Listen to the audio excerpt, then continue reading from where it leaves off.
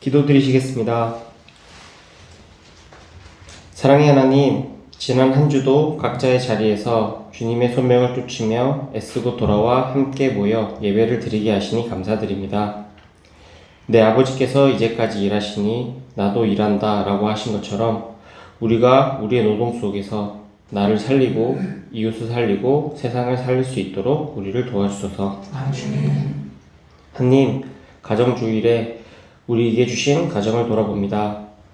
전통적인 원가정과 더불어 우리가 현재 우리가 되는데 많은 영향을 준 여러 모습의 가정을 묵상합니다.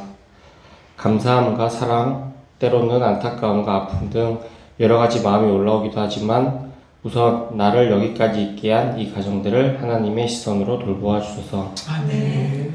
어린이날이 있었습니다. 어린아이처럼 작고 연약한 이를 영접하는 예수님 말씀처럼 우리가 어린이를 비롯하여 작고 연약한 이를 존중하는 태도를 가지게 하소서. 우리 가운 가정에도 작은 씨알들이 있습니다.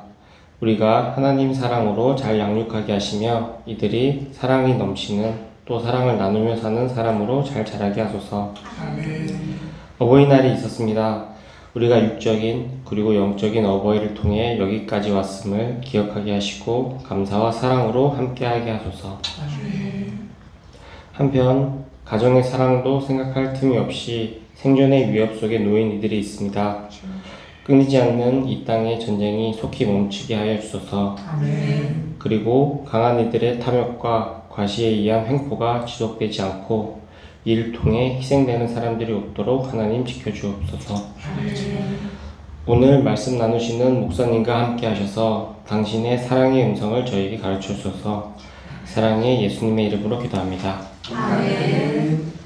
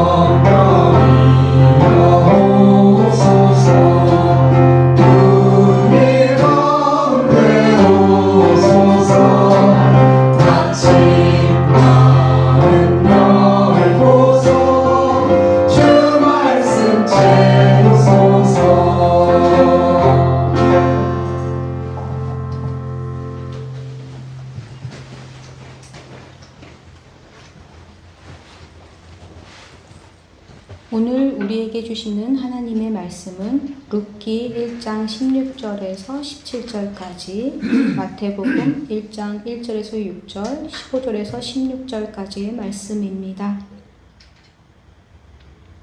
봉독하겠습니다.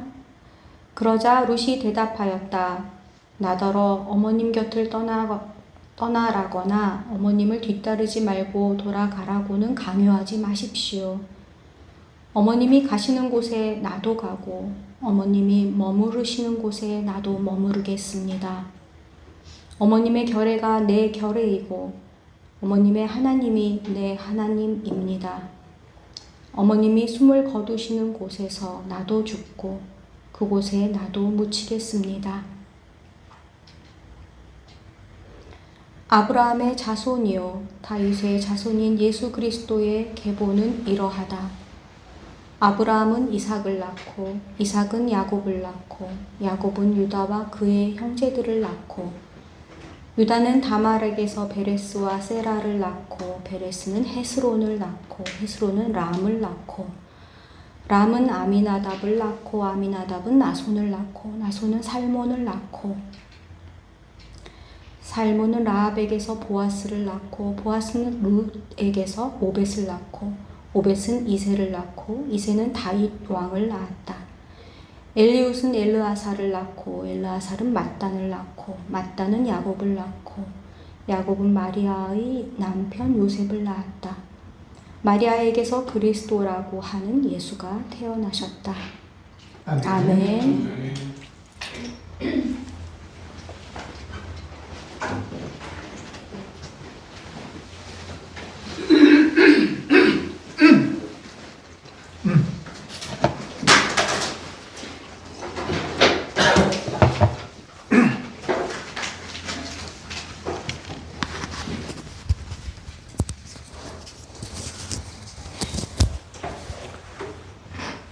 네, 안녕하세요. 안녕하세요. 네, 반갑습니다. 네, 온라인으로 고항이님, 윤은성님, 김혜란님, 서청남님, 예, 반갑습니다. 예. 오늘은 가정주일로 예배드립니다. 우리가 5월은 매주 예, 주제별 묵상을 하고 있습니다. 지난 주일은 노동주일로 예배드렸고 오늘은 가정주일로 예배드립니다. 그런데 교회가 주님의 가르침과 좀 멀게 행동한 대표적인 영역이 사실 지난주의 주제였던 노동과 오늘의 주제인 가정인 것 같습니다. 노동을 생각하면 주님은 노동자로 살았고 또 제자들도 발도 씻겨주시고 부활 후에 먹을 것도 직접 밥도 만들어주시고 제자들한테 그런 돌봄 노동을 직접 해주셨는데 사실 교회에서는 성공한 삶은 가능하면 노동 안 하는 삶, 우리 애는 가능하면 노동자 안 되는 인생을 꿈꾸잖아요. 그래서 이런 괴리를 어떻게 해야 될까 하는 것이 사실은 주님을 따르면서 그리스도인으로 살아가는 모습에서 괴리가 있는 거고 과제이기도 한 거죠. 예. 가족도 사실 비슷합니다. 우리 이제 대부분 가족 안에서 태어나고 자라났는데요. 그래서 이제 내가 경험한 가족의 형태, 그리고 가족 관계가 굉장히 익숙하고 그게 너무 자연스럽고 당연한 것인 거예요. 그리고 그러다 보니까 내가 믿는 신앙도 그렇게 익숙하고 당연해 보이는 가족을 보호하는 것, 강화하는 것만이 신앙이라고 이렇게 배우기도 했습니다. 생각하기도 했고요. 근데 이제 가정주의를 맞이하면서 대개는 이제 가정과 어린이를 축복하는 예배를 드리는데 오늘은 조금 다르게 하나님은 정말 가족을 어떻게 보셨을까 하는 것을 오늘은 좀 생각해 보고 싶습니다. 그러면서 하나님께서 바라시는 가족의 모습은 뭐고 복음은 우리가 기존에 생각하던 가족과는 다른 그림을 그려보라고 초대하는 것은 아닐까 하는 생각을 여러분들하고 같이 해보려고 합니다. 오늘은 먼저 신약 성서의 본문은 마태복음인데요. 오늘 성서 봉독이 좀 힘드셨죠? 예. 이게 누가 누굴 아브라함의 자손이고 다윗의 자손이 예수 그리스도의 계보는 이러하다 하면서 이제 마태복음 신약 성서의 맨 처음이 시작될 때 예수님 족보로 시작이 돼요.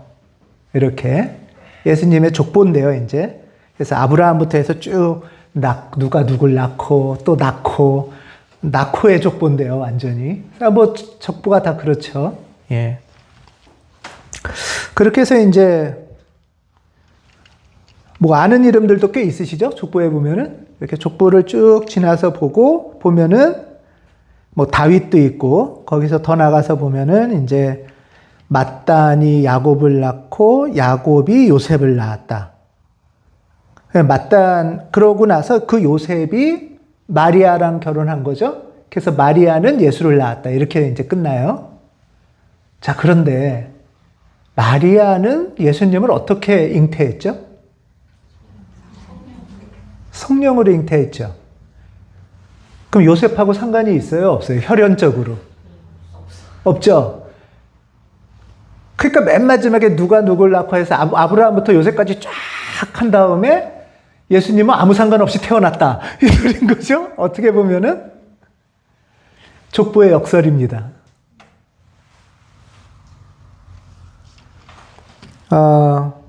마태복음은 이렇게 처음부터 어쩌면은 유대인들한테 엄청 중요한 이 혈연 중심의 가족 체계를 흔들면서 시작하는 것 같아요.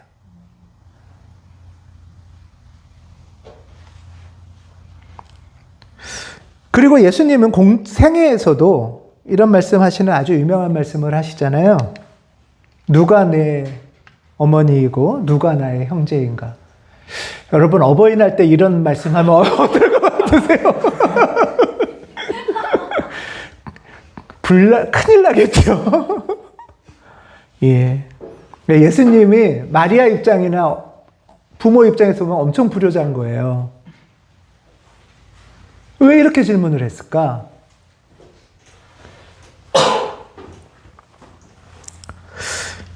예수님은 제자들에게 이런 질문을 통해서 물어보는 거예요. 여러분, 니네들한테요, 당신들한테 어머니 누구고 형제는 누구냐? 하고 물어보는 거죠. 너무나 당연한 질문이잖아요. 이거 뭐 물어볼 것도 없는 질문인데 이런 질문을 하시는 거죠.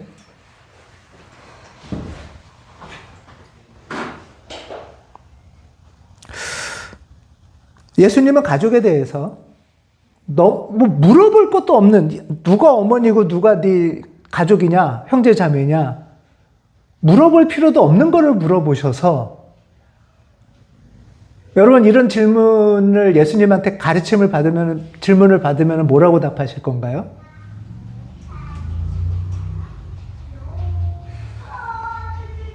허걱하게 만들거나 멈춤?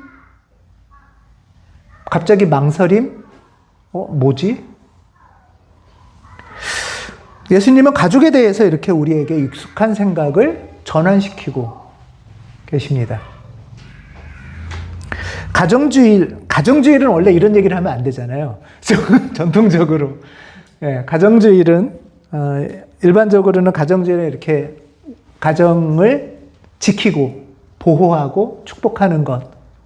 뭐 그것도 필요하죠, 당연히. 하지만 그것에 대해서 한번 조금 한 걸음 물러나서 돌아보는 시간도 가져보려고 하는 겁니다. 물론 전통적인 가족이 그러면 의미가 없냐 하는 것은 절대 아니죠. 우리가 첫 번째로 생각하는 전통 가족, 우리가 흔히 말하는 일반적인 생각하는 가족은 어떻게 구성이 되어 있죠? 네. 엄마와 아버지와 그 다음에 그 자녀들로 구성되어 있죠. 예. 엄마 아빠는 대개 남자 여자겠죠. 대개가 아니라 다 남자 여자겠죠. 예, 전통 가족이니까. 예. 그러니까 우리에게 가장 익숙한 이제 가족 형태는 남녀의 부모 그리고 자녀들로 구성되어 있습니다. 성인 남녀가 사랑해서 가정을 이루고 아이를 낳아 키우고 그렇게 잘 살아가는 것은 참 아름답고 매우 고귀한 모습입니다. 저도 그렇게 당연히 생각하고 또 많은 사람들이 이런 삶을 꿈꾸기도 하죠. 예. 그런데 이제 한번 생각해 보고 싶은 것은 이렇게 멋진 관계를 유지하기 위해서 혹시 누군가가 일방적으로 희생되는 부분이 있다면, 그리고 그것이 너무 당연하게 여겨진다면 어떨까 하는 것을 좀 생각해 보려고 합니다. 아내는 이렇게 가사와 육아가 끝이 없고 돌봄 노동으로 지쳐가고 있다. 남편은 과도한 생계 책임 때문에 늘 막 잠도 못 자고 시달리고 쇠약해지고 있다면, 짓눌려 가고 있다면, 그리고 이제 아이는 부모의 그런 과도한 희생과 더불어 기대감이 있을 거 아니에요. 과도한 희생과 기대감 속에서 그 아이가 자라간다면, 이 가정은, 이 가족 구성원 중에 누구도 하나님의 형상으로 건강하게 자라가는 것이 조금 어렵지 않을까, 이런 생각을 해보게 됩니다. 그리고 그런 관계 속에서는 그저 이런 관계를 계속 지속하는 것만이 하나님의 뜻일까 하고 물어본다는 거죠. 하나님께서 원하시는 과정은 저는 이거라고 생각해요. 가족들이 서로 다정하게 돌보고 서로의 역할을 책임지면서도 그 목표는 뭐냐? 하나님의 형상을 이루어가는 거예요. 엄마는 엄마대로 하나님의 형상을 이루어갈 꿈과 과제가 있어요. 남편도 마찬가지겠죠?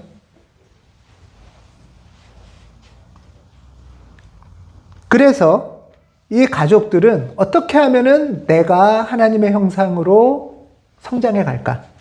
그리고 저 사람이 어떻게 하면 하나님의 형상으로 자라갈 수 있을까? 하는 것을 서로 돕고 격려하는 관계. 이 관계가 저는 가족의 소명이라고 생각해요. 그러니까 나를 무너뜨리고 희생하고 파괴하면서 누군가를 잘되게 하는 것이 하나님의 뜻이라고 저는 생각하지 않아요.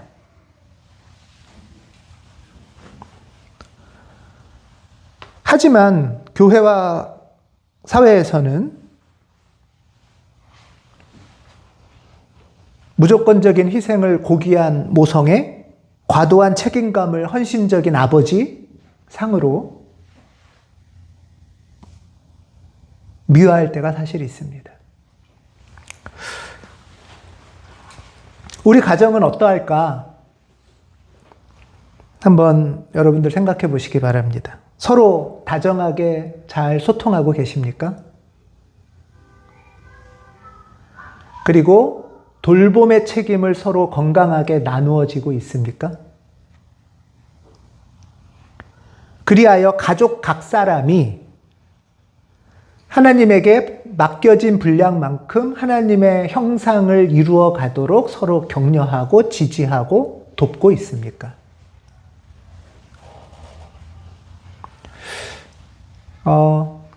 가족 안에서 중요한 거는 어떻게 하면 가족들이 내 말을 잘 듣지? 그게 중요하지 않다는 건 다 아시죠? 근데 되게 싸우는 거는 그것 때문에 싸우지 않나요? 어떻게 하면 내 말을 듣게 할까?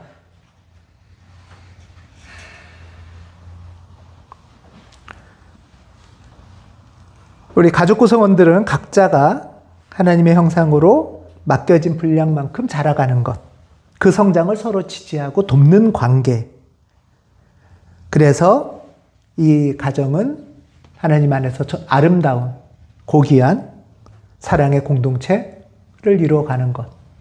그것이 전통적인 가정의 어떻게 보면은 하나님이 주시는 의무이자 부르심이라고 저는 생각합니다. 둘째로 우리가 생각해 볼 것은 가족이 이런 부모와 자녀로만 이루어져 있진 않죠. 뭐 그냥 전통적인 가족의 반대말은 비전통 가족이겠죠? 근데 우리가 왜곡되는 전통적인 가족만 가족이고 전통적이지 않은 가족은 가족이 아니라는 생각이 우리 안에 좀 있어요, 사실. 우리는 오랫동안 전통적인 가족 안에서 살아오기도 했고 그것을 익숙하게 배워와서 그것이 정상가족이라고까지 불렸어요. 그 외의 형태는 상상도 못하거나 아니면은 뭔가 좀 부족한 또는 불안한 어떤 관계라고 생각을 하는데, 우리 인생에서 그렇게 중요한 가족이 어떤 한 특정한 형태만이 정상이고 그거 외에는 전부 비정상이라는 이름을 붙이는 것이 하나님의 마음일까 하고 생각을 해봅니다. 오늘 우리 현실은 이미 가족의 형태를 보면 굉장히 다양해졌습니다.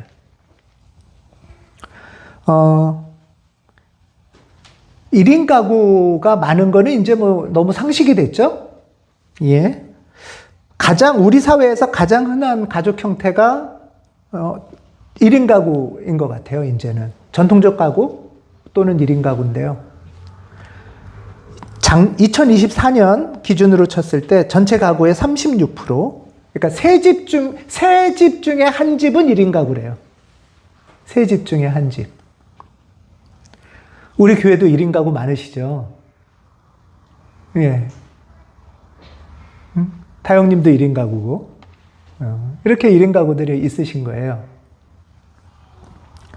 뭐, 이혼에 의한 한부모 가정 또는 조손 가정도 아주 흔한, 드물지 않은 가정의 형태입니다. 또 이런 통계도 있어요. 혼인 외 출생. 법적인 결혼 관계 외의 출생률. 생각보다 저는 잘 몰랐는데 찾아보니까 100명 아이가 출생하면 6명 정도가 혼인의 가정 아이랍니다. 예. 그런데 이게 많은 게 아니래요. OECD 비율로 하면 아이가 10명이 태어나잖아요. 그러면 4명 정도가 결혼의 자녀래요. 예, 4명, 40% 정도가 된답니다. 그러니까 아마 옳고 그른 걸 떠나서 우리나라도 이런 결혼관계 외의 출생률이 굉장히 높아지긴 할 것 같아요. 이런 이야기를 하는 것은 뭐 혼인의 출생은 괜찮으니까 장려하자 또는 안 된다 이런 말은 하기 이전에 우리 주변의 현실은 분명히 다양한 가족 형태가 있다는 거예요. 그럴 때 우리는 그런 가족 형태를 나는 어떤 시선으로 바라보고 있는지, 그 가족의 형태, 그 가족의 관계를. 말씀드린 것처럼 우리 교회에도 다양한 가족 형태들이 있으시죠? 1인 가정이 여러 계시고요. 이혼 가정도 계시고요. 그리고 저는 자녀 없는 부부 가정이에요. 자녀 없는 부부 가정도 뭔가 전통적 가족 형태는 아닌 거죠. 이런 오늘날 가족의 형태들은 이제 전통적인 가족학적 개념으로는 설명하기가 어려운 부분들이 많이 있습니다. 이렇게 다양한 뭐 1인 가정도 있고 비혼 가정도 있고 이혼이나 사별에 의한 가정 형태도 있고 또 무자녀 가정도 있겠죠. 예. 이런 현실 속에서 우리가 가정주의 하면 떠오르는 이미지가 있는 거예요. 가족은 이래야 돼. 그리고 거기에 있어서 뭔가 하나가 부족한 것 같으면 말 그대로 진짜 부족인 거죠. 이것은 정상이고 그거 외에는 비정상이 되는 거죠. 교회가 그런 정상 이미지를 계속 강화하고 또 우리가 꿈꾸는 삶을 계속 그것에 맞추고 싶고 맞추고 싶은 것 자체가 잘못된 건 아니지만 그렇지 못한 사람들은 어떻게 할 것이냐? 하나님은 어떻게 볼 것이냐? 하나님은 단 하나의 가족 형태만을 축복하시는 분인가? 라고 말하는 거예요. 생각해보면 예수님부터 문제죠.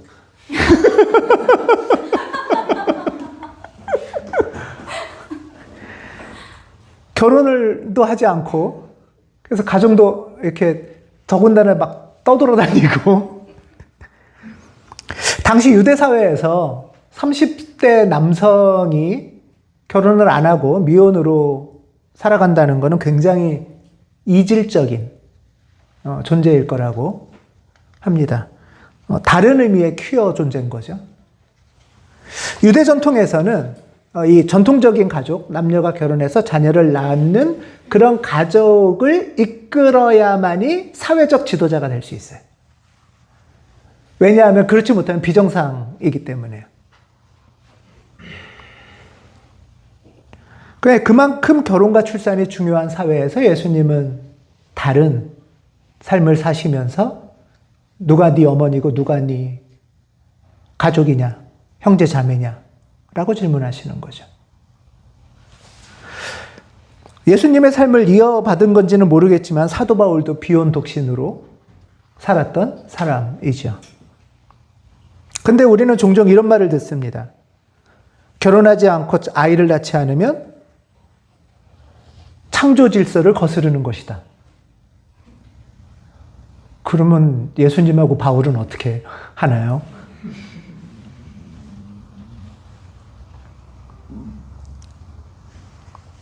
제가 여러분하고 나누고 싶은 얘기 중에는 자녀가 없다고 하나님의 복을 덜 받은 것이 아니라는 거예요. 혼자 산다고 부족한 삶이 아닐 수 있다는 거예요. 이혼과 사별의 아픔이 하나님의 복을 못 받고 하나님의 사랑 밖에 있는 거라고 생각하지 마시라는 거예요. 성경에는 그런 가르침이 없다는 거예요. 오히려 하나님은 이런 사회와 교회의 편견 속에서 혹시 내가 비정상인가? 우리가 뭐가 부족한가? 하면서 자책하기도 하고 또 불안하고 외로움 속에 살아가는 사람들을 하나님이 더 가깝게 다가가셔서 깊이 돌보시는 하나님이시다. 그런 하나님을 우리는 기억해야 된다는 것입니다. 가정주일에 우리가 기억할 것은 이것이라는 거예요. 세 번째로 우리가 주목할 또 하나의 가족 형태. 요즘은 이런 말이 유행이죠. 사회적 가족. 근데 교회에서는 이미 오래전부터 하나님의 가족이라는 표현이 있습니다. 하나님의 가족은 요즘 사회적으로 말하는 사회적 가족의 특징을 굉장히 많이 갖고 있습니다. 오늘 구약성서 본문은 룻기라고 룻의 이야기인데요.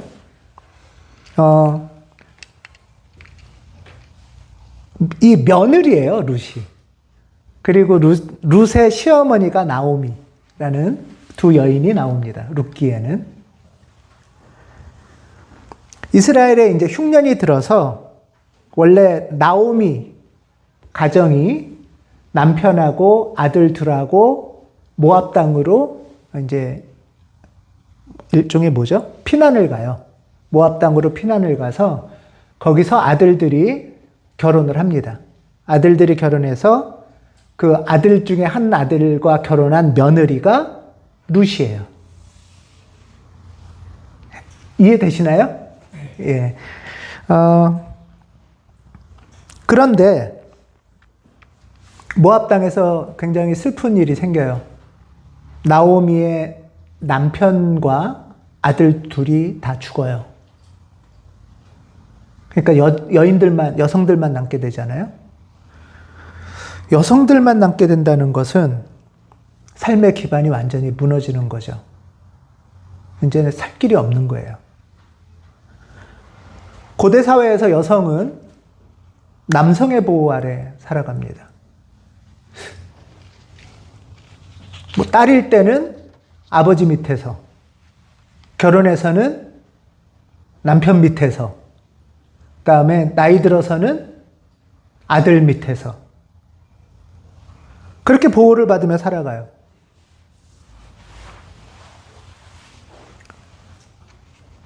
그런데 나오미는 남편과 아들을 모두 잃었고 자손도 없어서 경제적 기반도 무너지고 사회적인 안전망도 없습니다. 그런 상태에서 나오미가 아들 둘이 다 결혼을 했거든요. 그러니까 아들들은 없고 며느리만 있는 거예요, 둘. 그래서 이 나오미가 울면서 며느리들한테 얘기를 해요. 살 길이 막막하니 이제 각자 헤어져서 니네 살 길을 찾아가라. 당시 가장 일반적인 선택은 친정으로 돌아가서 아버지한테 보호를 받거나 그럴 만한 가정이 있다면 또는 재혼하는 거예요. 새 남편. 아주 최선이죠, 그거는. 그래서 이제 한 며느리는 어쨌든 돌아가는데요. 룻은 저는 시어머니하고 같이 살겠습니다. 이렇게 선언을 해요.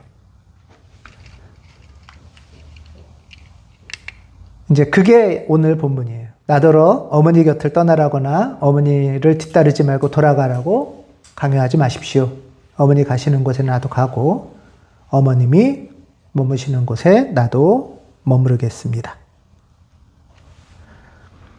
룻은 무슨 마음으로 이렇게 말했을까?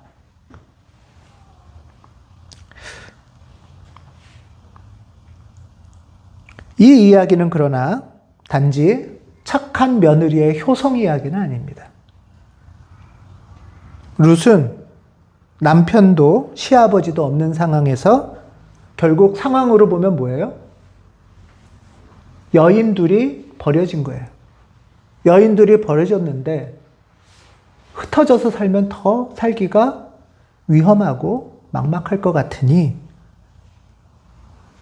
이제 시어머니와 며느리가 같이 사는 개념이 아니라 버려진 두 여인, 나이든 시어머니와 나이든 나오미와 나이든 여인과 젊은 여인이 새로운 관계를 구성하면서 같이 살아보자 라고 말하고 있어요.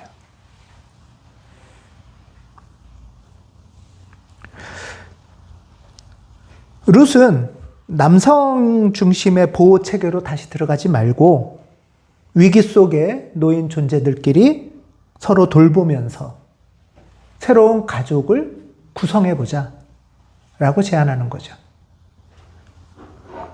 이것이 오늘날의 사회적 가족이에요. 여성신학은 사실 이 부분을 굉장히 주목하고 있어요.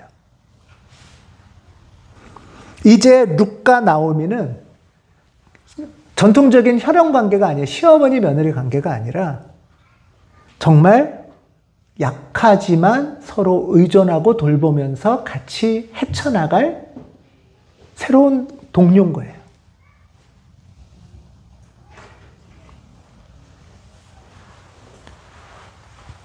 결국 룻은 오늘 족보에 보면은 룻이 나오는데요. 다윗의 할머니인가 그래요. 이 얘기는 뭐냐? 시어머니랑 나이 먹은 여인과 젊은 여인이 새로운 가족으로 살다가 서로의 보호를 더 위해서 룻이 재혼을 해요. 룻이 재혼을 해서 아이를 낳고 나서 나중에 다윗을 낳는 거예요. 이런 가족의 형태들을 지금 보여주고 있어요. 이처럼 성경은 혈연만이 아니라 어떤 책임, 또 사랑, 돌봄, 그런 관계를 선택하는 가능성이 열려 있다. 그러면서 정말 하나님이 우리에게 원하시는 가족의 관계란 무엇일까를 돌아보게 합니다.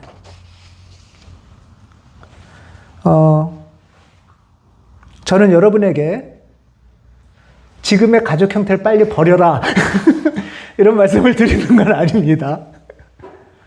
이미 우리는 다양한 형태의 가족관계로 살아가고 있어요.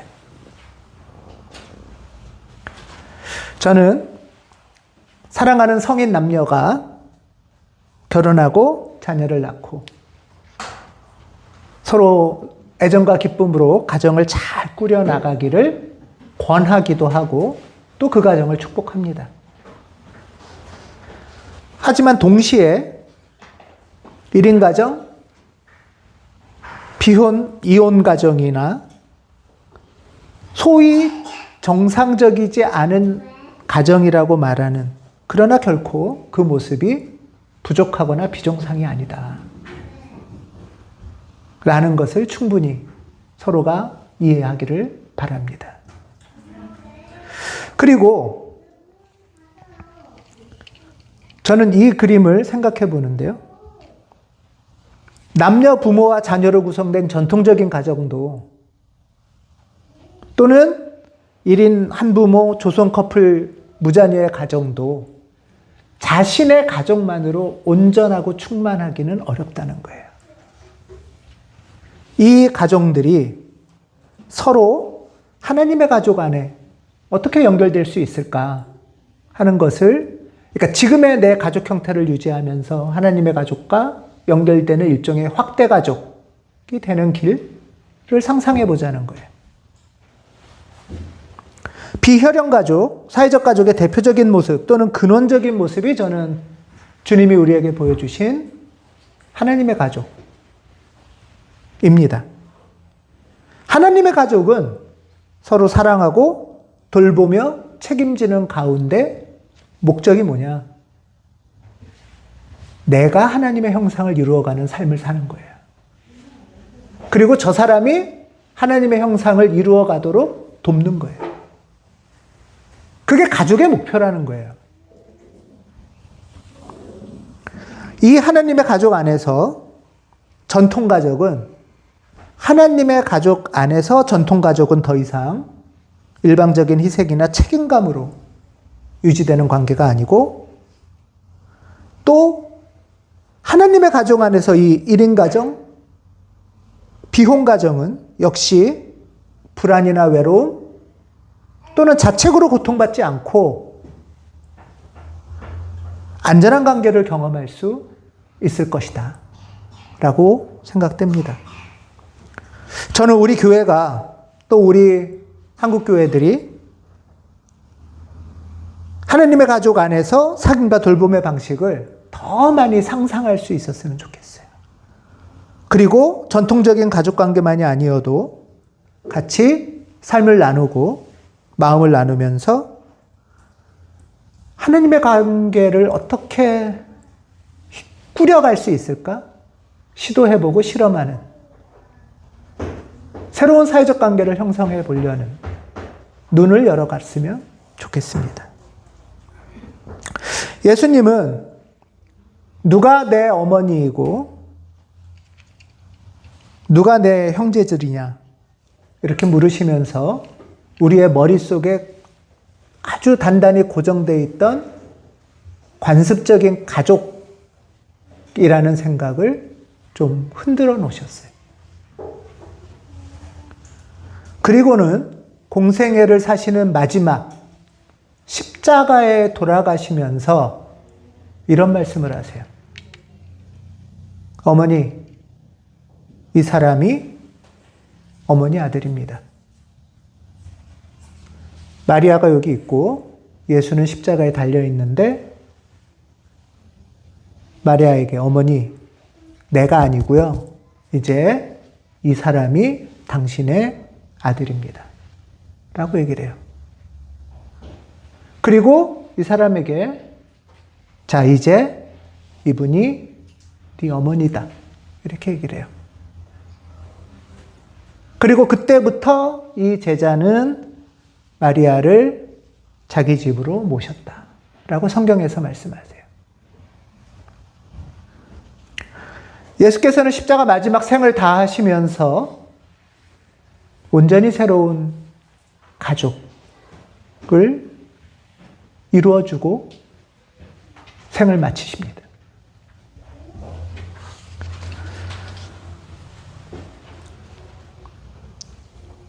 내가 꿈꾸는 가정은 어떤 모습일까? 우리의 가정은 무엇을 소망하고 무엇을 향해서 가고 있을까? 가정주의를 맞이하면서 이런 질문들을 해봅니다. 여러분, 가정은 서로 평등하게 존중하기를 바랍니다. 돌봄의 책임을 함께 나누기를 바랍니다. 그리고 하나님의 형상으로 내가 성장해 가고 다른 가족들이 성장할 수 있도록 돕기를 바랍니다.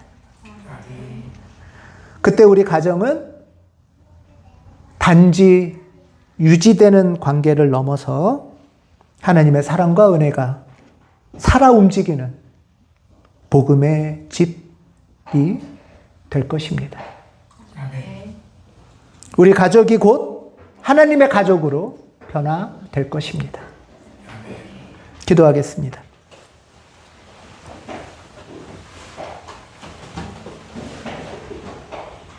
아버지 하나님, 우리에게 가족을 주시고 서로 돌보며 살아가게 하시니 감사합니다. 가정을 유지하는 책임만이 아니라 서로를 하나님의 형상으로 세워가는 사랑을 배우게 하옵소서. 우리 안에 외로움, 상처, 불안과 자책을 주님께서 받아주시고 누구도 홀로 남겨지지 않도록 하나님의 가족으로 연결하여 주옵소서. 전통적인 가정이든 다양한 삶의 형태든 모든 사람이 주님의 사랑 안에서 전원과 기쁨을 누리고 또한 가온 공동체와 성령으로 연결되어 풍성한 사랑을 경험하는 복음의 집이 되도록 인도하여 주옵소서. 예수 그리스도의 이름으로 기도합니다. 아멘.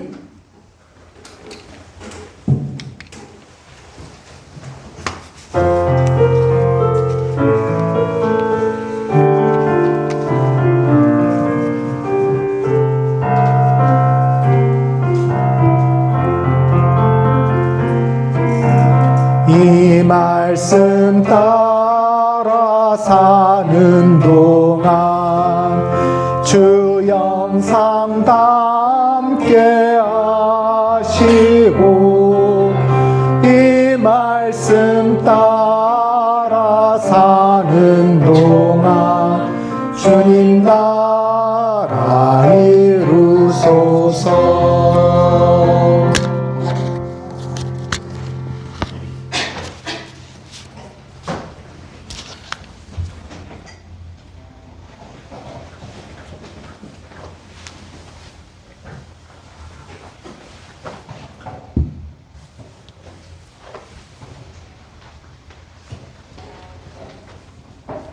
기도하겠습니다.